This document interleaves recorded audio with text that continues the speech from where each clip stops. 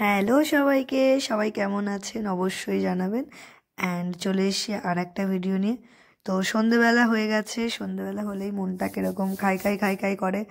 তো খিদে মেটাতে চলে এসেছি স্ট্যান্ড। আর স্ট্যান্ড এসেছি আজকে বার্গার খেতে, বার্গার কাকুর দোকানে। যারা চন্দননগরে থাকেন তারা তো জানেই উনি কোথায় বসেন, আর যারা জানেন না তাদের জন্য বলছি, ইনি ঠিক কানাইলাল স্কুলে বসেন।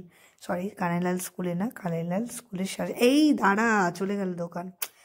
এটাও না, এই তো কাকুর বার্গারের দোকান। আর এসেই আমি সাথে সাথে অর্ডার দিয়ে দিয়েছি আমার চিজ চিকেন বার্গার, যেটা অসম্ভব সুন্দর খেতে ছিল, আমার এখন মনে পড়ে যাচ্ছে। আর অর্ডার দেওয়ার সাথে সাথেই উইদিন 10 মিনিটস তারা রেডি করে দেয়, সাথে ফ্রেঞ্চ ফ্রাইও থাকে ফ্রিতে, ঠিক আছে। তা আমি এখানে বলছিলাম বার্গারটা আমার মুখের সাইজের। তো এখানে আমি শুরু করছি খাওয়া ফ্রেঞ্চ ফ্রাই দিয়ে। অবশ্যই ফ্রেঞ্চ ফ্রাই দিয়েই খাবারটা শুরু করা উচিত বার্গার।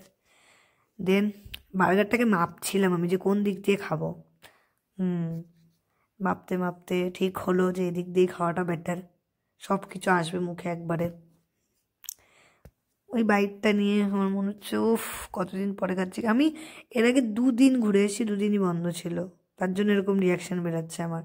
আর এই কাবাব উফ, অসম্ভব সুন্দর খেতে, অসম্ভব সুন্দর। I love this.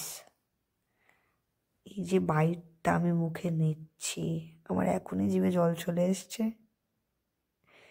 প্লিজ তোমরা যদি চন্দননগরে আসছো তো এনার দোকানে যেও, বার্গার অ্যান্ড কাবাব বলো, শাটে বলো, যাই বলো, ট্রাই করো, অবশ্যই এসো।